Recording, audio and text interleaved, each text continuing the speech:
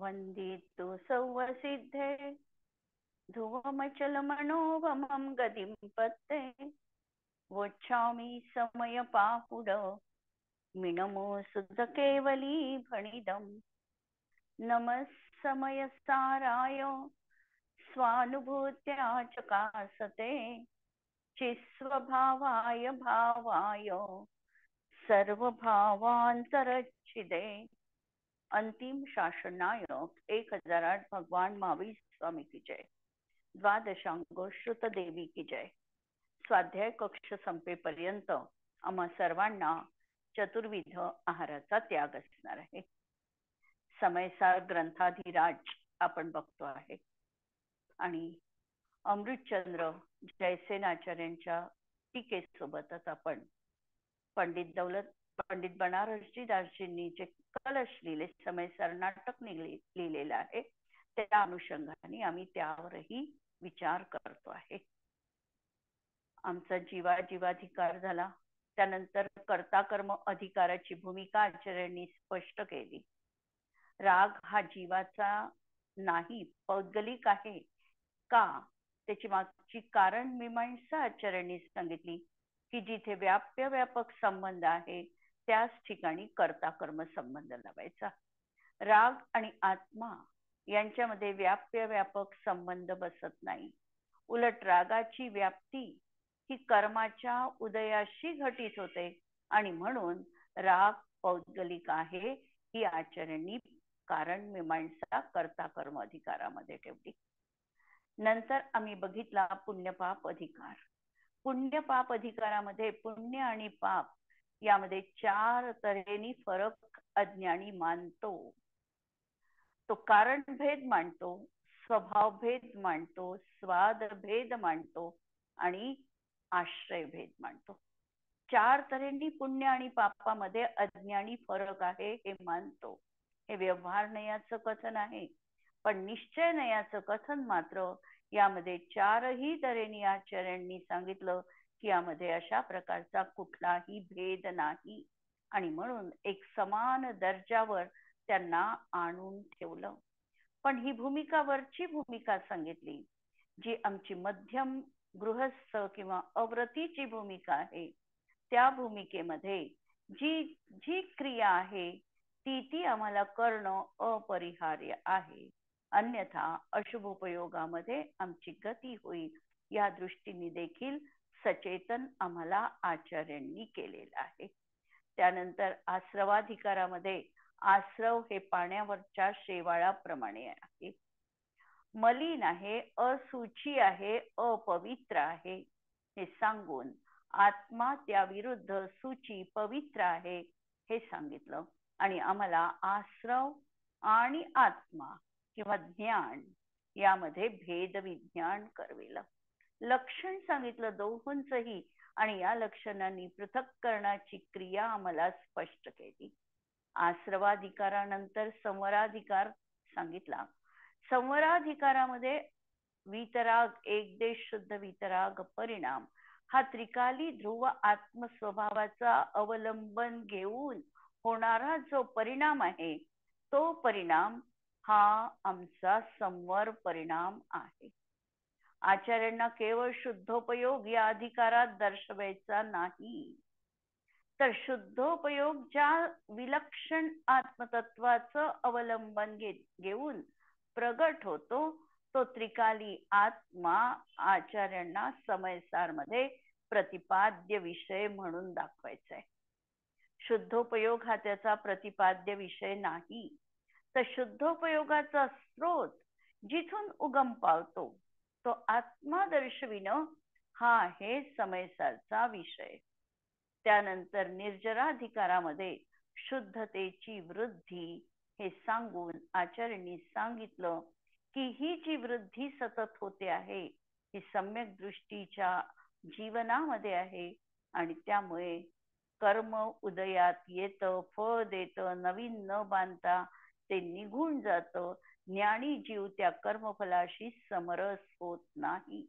म्हणजे आत्मानुभूतीमध्ये निमग्न असणारी व्यक्ती कशा रीतीने कर्म निर्जरा करते हे निर्जराधिकारात आम्ही पाहिलं आणि त्यानंतर आचार्यांनी बंधाधिकाराची सुरुवात केली. बंधाधिकारामध्ये ज्ञान आणि बंध यांची भूमिका स्पष्ट करून बंध नेमका कोणत्या कारणाने होतो हा दिशा निर्देश आम्हाला केलेला आहे. हा त्रैलोक्यानी कारमांडवर्गणेनी भरलेला गचपच श्लोक.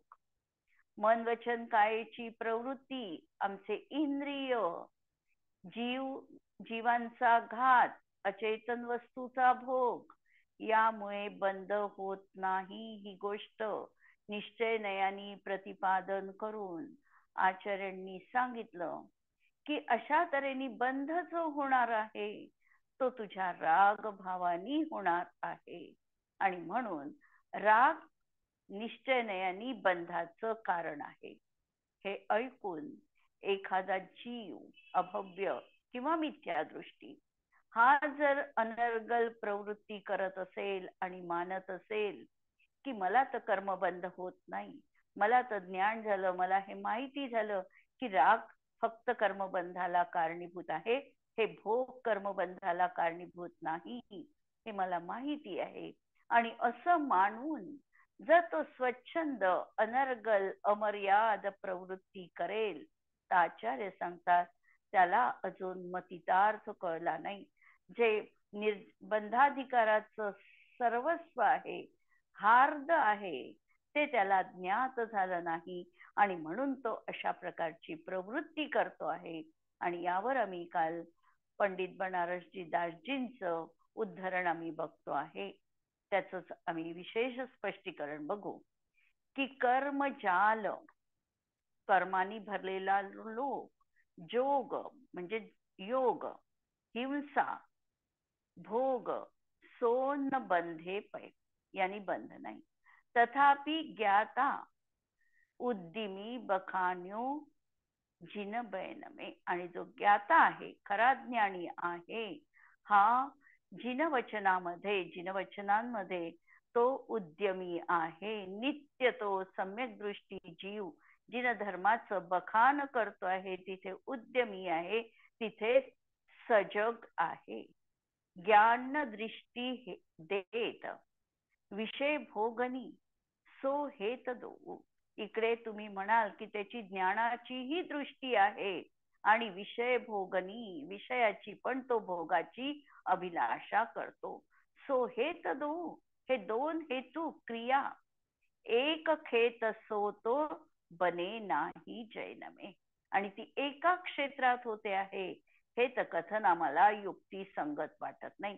तो ज्ञाता पण आहे आणि तो विषय भोगाचा अभिलाषी पण आहे. हे दोन कार्य एका क्षेत्रात, एक खेतमे, एका क्षेत्रामध्ये होणं कधीही संभवनीय नाही. जो जाणेल तो कधीही अशा प्रकारची प्रवृत्ती किंवा मी भोग करतो हा भाव त्याच्या जीवनात राहणार नाही. आणि ज्याला भोगण्याचा भाव आहे, जो भोगण्याचा करता होतो आहे, त्याला खऱ्या अर्थाने ज्ञानाची दृष्टी असणार नाही. उदय बल उद्दीम गहे पै फल को न चहे. उदय बल उद्दीम गहे, उदय आहे आणि म्हणून उद्यम आहे, तशा प्रकारचा भोग तो घेताना दिसतो आहे. पै फल को न चहे है, पण फलाची मात्र तो अभिलाषा करत नाही. निरदय दशा न होई, निर्दय दशा पण त्याची नाही. आणि हृदय के नयनमे, आणि हृदयाचे नयन करून तो सगळं काही जिनवानी ऐकतो आहे. आलस निरुद्यम की भूमिका मिथ्यात्व माही, आणि मिथ्यात्वी असेल तर त्याच्या जीवनात जैन धर्माविषयी प्रीती नाही, आलस्य भाव आहे, तो चांगल्या कार्यामध्ये निरुद्यमी आहे. आणि जहान संभारे जीव मोह निंद सैनमे, आणि या ठिकाणी हा जीव मोह निद्रेमध्ये सुप्त आहे, त्याला आत्मभान नाही, त्याला आत्मजागृती नाही. अशा प्रकारे हा भाव पंडित बनारसजी दासजींनी या ठिकाणी व्यक्त केलेला आहे. आता पुढचा कलश अद्भुत असा कलश आहे. अमृतचंद्र आचार्यांमध्ये कलशांमध्ये एक वैशिष्ट्य आम्हाला दिसतं. त्यांचे कलश एक तर संस्कृत अतिप्रचूर भाषेमध्ये आहे. संस्कृतची प्रचुरता त्या ठिकाणी आम्हाला दिसते. भाषेची उच्च दर्जाची मांडणी त्या ठिकाणी दिसते. श्लोक रचत असताना त्यांचा जो काही पृथ्वी छंद असेल, शार्दूल विक्रीडित असेल, वसंत तिलका असेल, हा त्या ठिकाणी तंतोतंत योग्य रीतीने त्यांनी तो छंद त्या ठिकाणी मांडलेला आहे. आणि मांडत असताना भावाची अभिव्यक्ती त्याच सुंदर पद्धतीने आम्हाला त्यांच्या छंदातून दिसते. एक रहस्यपूर्ण, काहीतरी निर्णायक, ठोस असं त्यांनी कलशामध्ये सांगितलेलं आहे. हाही कलश असाच एक अद्भुत कलश आचार्यांचा आहे. ते लिहितात कलश नंबर 167. जानाति यस्य न करोति करोतु यस्तु जानत्ययं न खलु तत् किल कर्म रागः रागं त्वबोध मय रागं त्वबोध मयमध्यवसायमाहु मिथ्यादृशस्य नियतं स च बंध हेतुः. जो जाणतो तो करत नाही. जानाति यह स न करोति. जो जाणतो तो करत नाही. आता जाणणारी व्यक्ती कुठल्या गुणस्थानापासून? 4थ्या गुणस्थानापासून ती जाणते आहे. मग ती काय करणार नाही का? कार्य तर ती होणार आहे, पण कार्य होत असताना कार्याविषयीचा कर्तृत्वाचा भाव नाही, आणि म्हणून कार्य करत असतानाही तो कार्याचा कर्ता म्हटल्या जात नाही. कार्याचा खरा कर्ता कोण?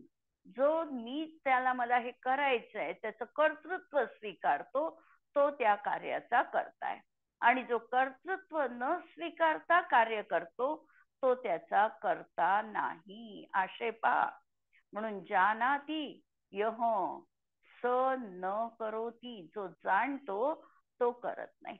आणि करोतु यह तू जानाति अयम न. आणि जो करतो, करणे आहे, ते तर कसे आहे? निश्चयाने कर्मराग आहे. जो जाणतो तो करता होत नाही, आणि जो करतो तो वस्तुतः जाणत नाही. ज्याच्या जीवनात अजूनही कर्तृत्वाचा अधिकार, अहंकार आहे की मी हे कार्य करतो, माझ्याकडून हे कार्य मला करायचंय, मला संपन्न करायचंय, हा जो कर्तृत्वाचा अहंकार, या अहंकाराला जो कुरवाळतो त्याला खरं ज्ञान त्या ठिकाणी नाही. म्हणून आचार्य सांगतात की जो जाणणारा आहे तो केवळ जाणतो, तो करत नाही. करत नाही याचा अर्थ क्रिया होणार आहे. क्रिया करत नाही आणि एका जागी तो निरुद्यमी बसला आहे असं नाही. कार्य तर त्याच्या जीवनामध्ये सहज रीतीने होणार आहे, आणि त्या त्या भूमिकेनुसार ते कार्य अवश्यपणे होणार आहे. पण कार्य होत असताना ते कार्य मी केलं, पराचं कार्य मी केलं, हा अहंकार, या अहंकारापासून मात्र त्याला अभिप्रायामध्ये मुक्ती प्राप्त झालेली आहे. त्या अहंकाराने तो रहित आहे, आणि म्हणून तो करतो तो जाणत नाही, आणि जो जाणतो तो करत नाही, हे म्हटले गेले आहे. आणि जे कर्ण आहे तो तर निश्चयाने कर्मराग आहे. आणि जो कर्मराग आहे तो राग अज्ञानमय अध्यवसान आहे असे मुनीश्वर सांगतात. आणि जो अध्यवसान मिथ्या दृष्टीला नियमानी असतो आणि तो बंधास कारण होतो. अशा तऱ्हेचा हा कलश सम्यक दृष्टीची हा जो आहे हा आपल्या शुद्ध चैतन्य त्रिकाली ध्रुव एकरूप अशा आत्मतत्वाला जाणतो. मी एक शुद्ध स्वरूप आहे. मी ज्ञाता द्रष्टा स्वभावी आहे. आम्ही म्हणतो पण ज्ञाता द्रष्टा आत्मराम, मैं जग का करता क्या काम, हे तोंडाने म्हणतो, पण अंतरंगामधली श्रद्धा पाहिजे आम्हाला, की श्रद्धा आम्हाला तशीच आहे का? मी या जगताचं यत्किंचित देखील करू शकत नाही. एक परमाणू देखील मी परिणमवू शकत नाही.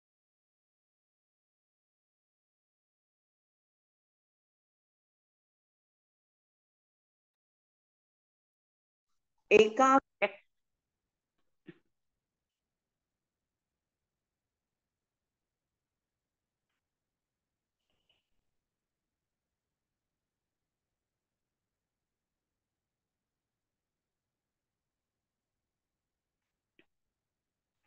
हॅलो.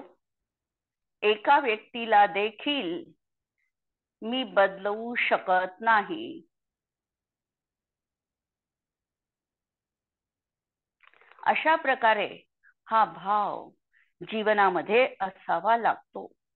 आणि म्हणून हा आपल्या शुद्ध चैतन्य आत्मतत्वाला जाणतो, अनुभव करतो आणि तो कर्मोदयाच्या फलाची अभिलाषा करत नाही. कर्मोदयाचं फल कदाचित सातावेदनीयाचं असेल तर सुखरूपामध्ये परिवर्तित होईल, असाताचं असेल तर दुःखाची परिणती जीवनात असेल, पण या फलाला तो शुभ अशुभ बंधके फल मजार रती अरती करे निज पद विसार. ही आश्रव तत्वाची चूक आहे आणि तो सम्यक दृष्टी जीव ही चूक करत नाही. शुभ कर्मामध्ये रती पण करत नाही आणि अशुभ कर्मामध्ये तो अरती पण करत नाही.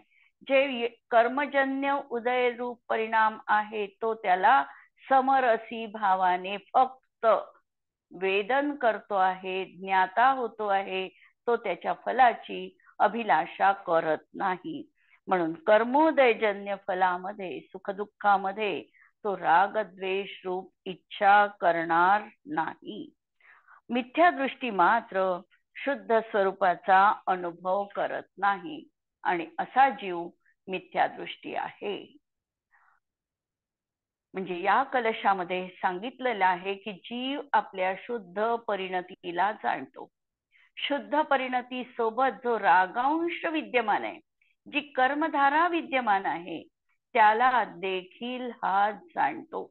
आणि हा जो राग आहे त्याच्या जीवनातला, हा रागाचा तो ज्ञाता बनतो, करता होत नाही.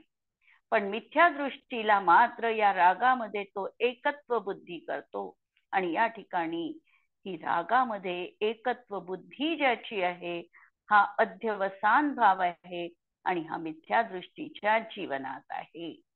जब लग जीव शुद्ध वस्तु को विचारे ध्यावे.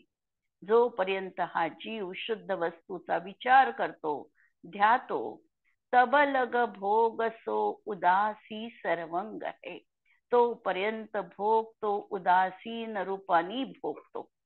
जोपर्यंत शुद्ध वस्तूचा विचार जीवनात आहे, त्याचं ध्यान चिंतन मनन सुरू आहे, तोपर्यंत हा उदासीन रूपाने भोगाचा भोग घेतो. भोग में मगन तब ज्ञान की जगन नाही. जर तो भोगामध्ये मग्न होत असेल तर तो ज्ञानामध्ये जागरूक नाही. त्याचं ज्ञान त्या समयात अज्ञान रूप झालं. भोग अभिलाष की दशा मिथ्यात्व अंग है. भोगाची अभिलाषा अंतरंगात असेल तर ते अजूनही मिथ्यात्वच आहे. ताते विषय भोग में मगन सो मिथ्यात्वी जीव. भोग सो उदास सो समकिती अभंग है. म्हणून भोगामध्ये मग्न तो मिथ्या दृष्टी आणि भोगापासून जो उदासीन आहे तो समकित आहे आणि तो स्वतःमध्ये अभंग आहे. ऐसी जाणी भोग सो उदास भय मुगती साधे. अशा तऱ्हेने भोगांपासून उदासीन होऊन मुक्तीची साधना जीवाला करावी लागते. यह मन चंग तो कठोती माही गंग है. मन चंगा तो कठोती में गंगा, ही म्हण आपण हिंदीमध्ये ऐकलेली आहे. मन जर निष्पाप आहे तर आम्हाला बसल्या जागी देखील गंगेचं दर्शन होऊ शकतं. मन चंगा तो कठोती में गंगा. कठोती म्हणजे त्याचं जे भांड आहे ते छोटस भांड, पण त्या ठिकाणी देखील त्याला गंगा दर्शन घडू शकतं. त्याप्रमाणे हा जो सम्यक दृष्टी जीव आहे, हा मनाचा स्वच्छ आहे, प्रामाणिक आहे आणि अशा तऱ्हेने भोगांपासून तो उदासीन आहे, आत्मरंगामध्ये रंगलेला आहे आणि म्हणून त्याला आत्मप्रभूचं दर्शन हे कुठेही आणि कधीही होऊ शकतं. अशा तऱ्हेचा हा कलश या ठिकाणी सांगितलेला आहे. आता मिथ्या दृष्टीचा अभिप्राय कसा असतो हे परत आपल्याला कुंद आचार्य या ठिकाणी सांगत आहे. मिथ्या दृष्टीचा अभिप्राय 247 नंबरची गाथा. जो मन्नादी हिंसामीय हिंसिज्जामीय परेहि सत्तेहिं सो मूढो अन्नानी नानी एतो तु विपरीतो. जो जीव हिंसामी मी हिंसा करतो आणि परेहिम सत्तेहिम परजीवांकडून मी मारल्या जातो असे म्हणणादी असं जो मांडतो तो अज्ञानी मूढो, तो अज्ञानी मोही आहे. आणि ज्ञानी मात्र एतो विपरीतो, ज्ञानी मात्र असा विचार करत नाही मी हिंसा करतो किंवा परजीवांकडून मी मारल्या जातो अशा प्रकारचा ज्ञानीचा अभिप्राय नाही. परजीवांना मी मारतो किंवा परजीवांकडून मी मारल्या जातो हा अध्यवसान निश्चितपणे अज्ञान आहे. अध्यवसान म्हणजे खोटी मान्यता, विपरीत मान्यता. हा अध्यवसान म्हणजे हा खोटा भाव, हा खोटा अभिप्राय. जीवनामध्ये अनेक वेळेला मी हिंसा करतो किंवा मला दुसरं कुणीतरी मारेल अशा प्रकारचा भाव आमच्या जीवनात नित्य असतो. आचार्य या ठिकाणी निश्चय नयाच्या प्रधानतेने हे कथन करतात आहे की हा अध्यवसान भाव आहे आणि हा निश्चितपणे मिथ्या दृष्टीत्वाचं प्रतिनिधित्व करतो.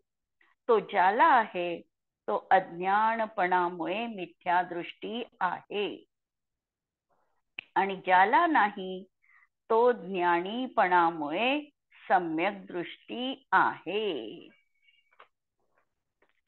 ज्यांना असा अभिप्राय आहे की मी दुसऱ्यास मारतो किंवा दुसरे मला मारतात, मी दुसऱ्यांना मारतो याचा अर्थ वध करतो, मी दुसऱ्या जीवांचा प्राणांचं व्यपरोपण करू शकतो अशा प्रकारचा भाव असणं.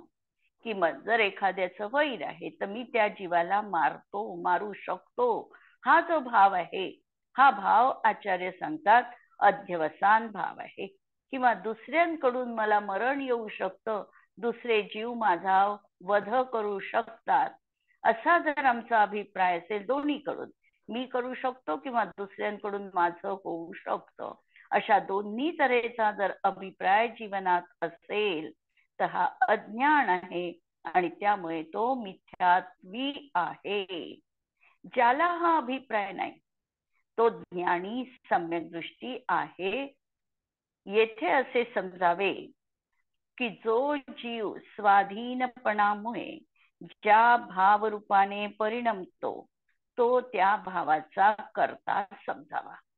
जो भाव ज्या समयात जीवाचा होतोय स्वाधीनपणाने त्या भावाचा तो कर्ता बनतो. स्वाधीनपणाने हा शब्द महत्वाचा आहे. जेव्हा कोणत्याही तऱ्हेचा कर्मोदय रहित असा भाव जीवाचा आहे त्या भावाचा हा कर्ता आहे. परमार्थाने कोणी कोणाची हिंसा करत नाही, हिंसा करू शकत नाही. निश्चय नयाच्या प्रधानतेने हे कथन आहे. पण हे कथन ऐकल्यानंतर स्वैराचार जीवनात येऊ नये हे देखील व्यवहाराच्या प्रतिपादनातून आम्हाला समजायचं आहे. कारण व्यवहार नयाने हिंसेची व्याख्या करताना आचार्य उमास्वामींनी तत्वार्थ सूत्रामध्ये म्हटलेलं आहे की प्रमत्त योगात प्राणव्यपरोपणम हिंसा. प्रमत्त योग पूर्वक, प्रमत्त योग म्हणजे असावध प्रवृत्तीपूर्वक, न पाहता स्वेच्छाचार प्रमाणे स्वच्छंदपणाने जी आमची अनर्गल प्रवृत्ती होते आहे ती प्रत्येक प्रवृत्ती ही हिंसा आहे.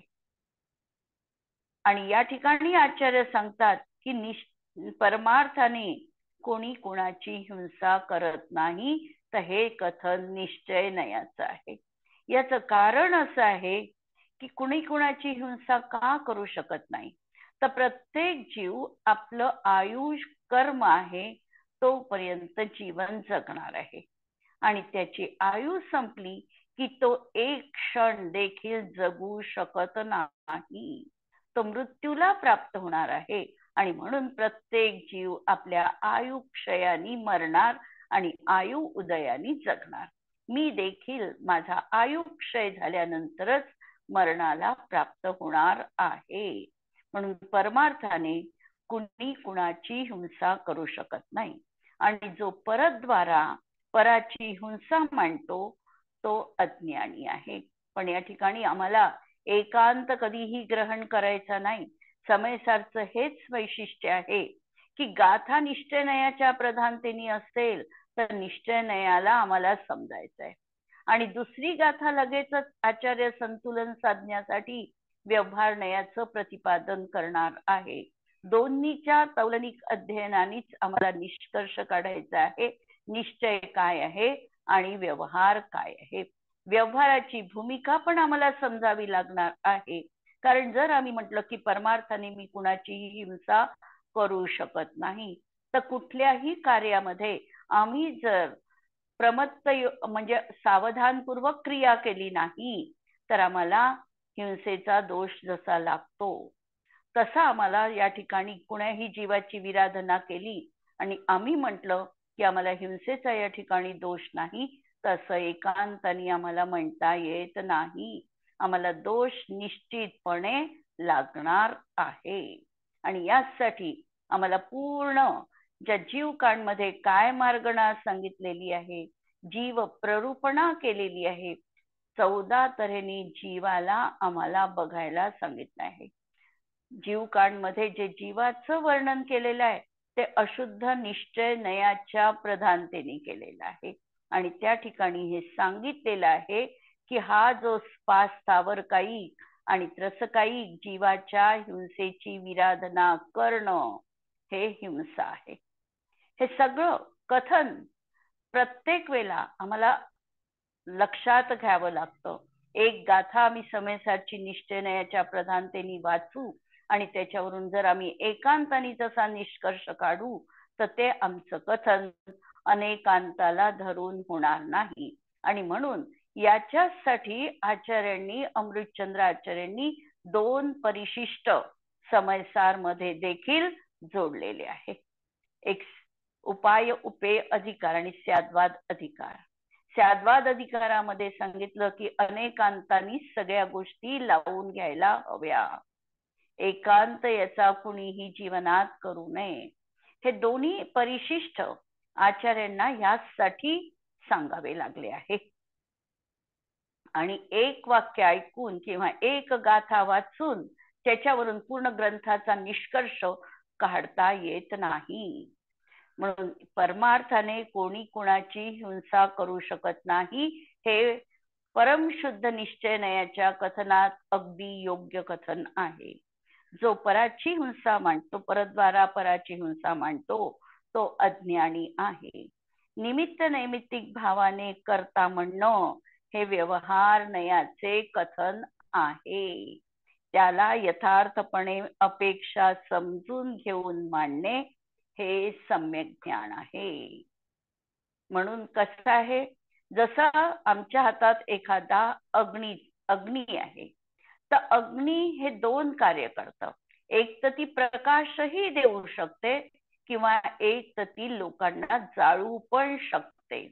असं हे दुधारी शस्त्र आहे की त्याचा 2 दृष्टीतून उपयोग होऊ शकतो. एक चांगला उपयोग होऊ शकतो आणि एक वाईटही उपयोग होऊ शकतो. ही जी आम्हाला तिकडे लक्ष ठेवून काय कथन करायचं आहे आचार्यांना, या ठिकाणी काय सांगायचं आहे हे त्याचं हार्द मतितार्थ आम्हाला समजणं गरजेचं आहे. आता ही गाथा वाचल्यानंतर आचार्य प्रतिपादन करतात की हा जो मारण्याचा किंवा दुसऱ्याकडून मी मारल्या करतो असं मानण्याचा हा भाव आहे, हे अज्ञान का आहे? याचं उत्तर पुढील गाथेत आचार्य देतात. आउखेण मरणं जीवाणं जिनवरे हि पन्नत्तम आऊं न हरेसि तुम्मं किहते मरणं कदम तेसी. आउखेण मरणं जीवाणं जिनवरे हि पन्नत्तम आऊं न हरन्ति तुहं किहते मरणं कदम तेहिम. आयुक्षयेण आपापल्या आयु कर्माच्या क्षयामुळे जीवाचं मरण जिनेंद्र देवांनी सांगितलेलं आहे. आयुक्षय 10 प्राण, 10 प्राणांनी हा जीव जगतो. अनुपचरित असद्भूत व्यवहार नाही. आणि 10 प्राणांमध्ये एक आयु प्राण आहे. जोपर्यंत आयु प्राण आहे तोपर्यंत हा जीव जगतो. आणि आयुक्षय म्हणजे मरण. आणि त्यानंतर आयुक्षय म्हणजे मरण किंवा नवीन आयुचा उदय म्हणजे मरण. हे जे असं आहे त्यामुळे कोणताही जीव मी मारू शकत नाही हे निश्चयाने कथन करणार.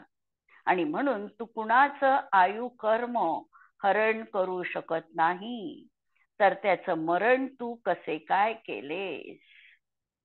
आणि दुसरं, आपापल्या आयु कर्माच्या क्षयाने जीवाचं मरण होतं असे जिनेंद्र प्रभूंनी सांगितलेले आहे.